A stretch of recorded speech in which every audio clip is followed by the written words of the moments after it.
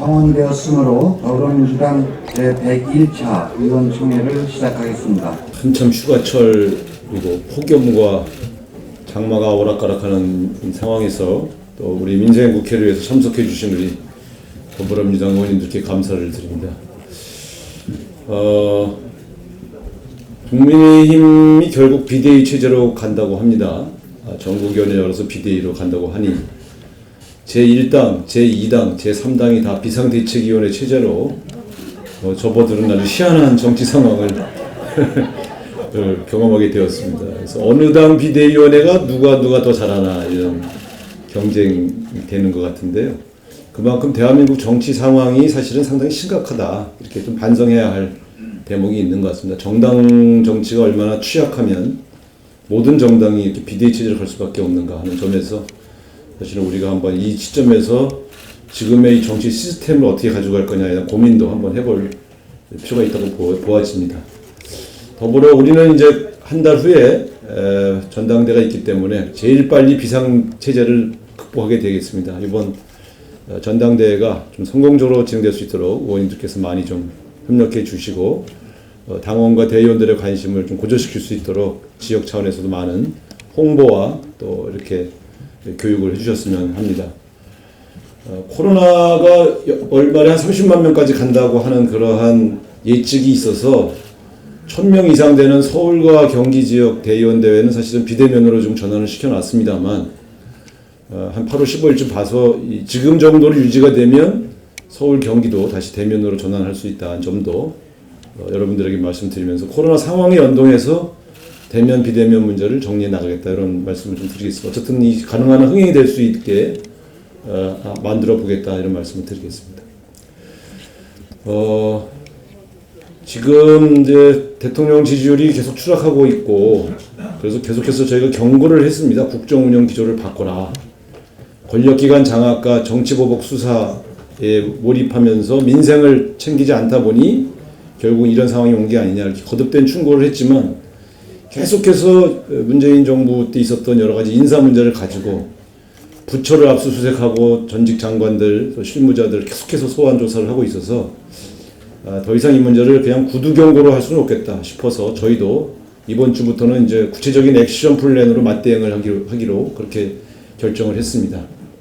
그리고 행안부의 경찰국 설치 문제에 대해서도 계속 이상민 장관에게 경고를 했습니다만 요지부동이라서 다음 주부터 우리 행정의 비대위원이 축이 된 그 위원회를 중심으로 해서 이제 아주 구체적인 대응들을 단계적으로 높여나가기로 그렇게 계획을 세웠습니다.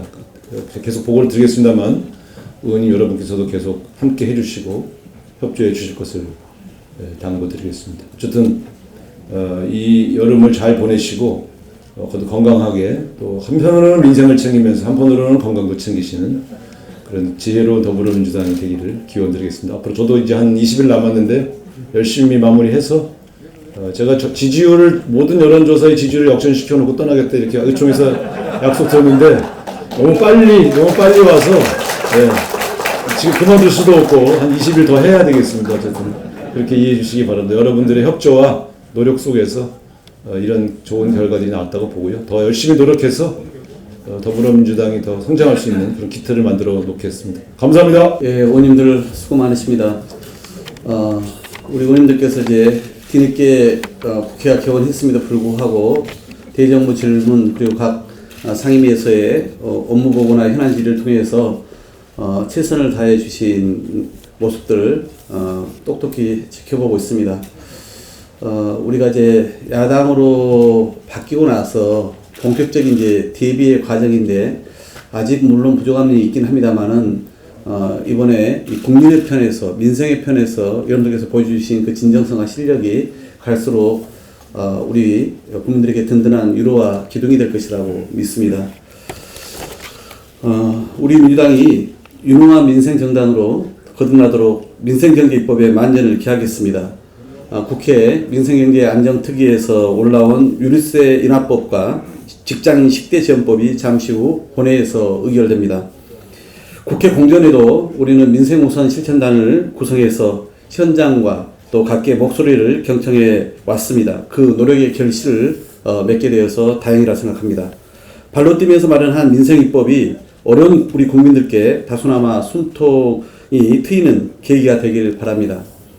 여당이 입장을 명확히 밝히고 있지 않는 납품단가 연동제 도입, 그리고 안전운임제 일몰 폐지, 그리고 대중교통비 한시 환급 등 기타 시급한 경제 민생 입법의 현안들도 조속히 속도를 내서 처리해 가겠습니다.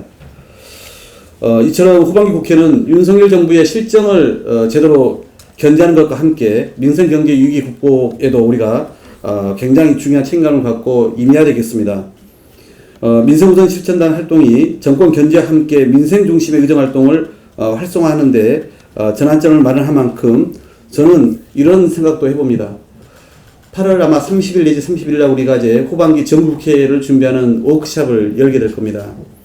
우리가 늘 해왔던 것처럼 후반기에 입법과제, 정기국회 대응전략 이것을 논의하는 것뿐만 아니라 의원님들께서 그동안 평소에 한번 이런 법 하나 만들고 싶다, 또는 내 자신이 낸 법, 또 누가 냈든지 간에 그 법 하나는 꼭 처리하고 싶다고 하는 민생 관련된 것들을 놓고 서로 한번 토론해서 우리가 가장 최우선적으로 처리해야 될 법을 우리 의원들의 총의를 통해서 선정을 하고 여기에 우리가 정부국회 때 합심해서 총력을 다해서 그 법을 처리해 보는 모습 저는 꼭 한번 만들어 보고 싶습니다.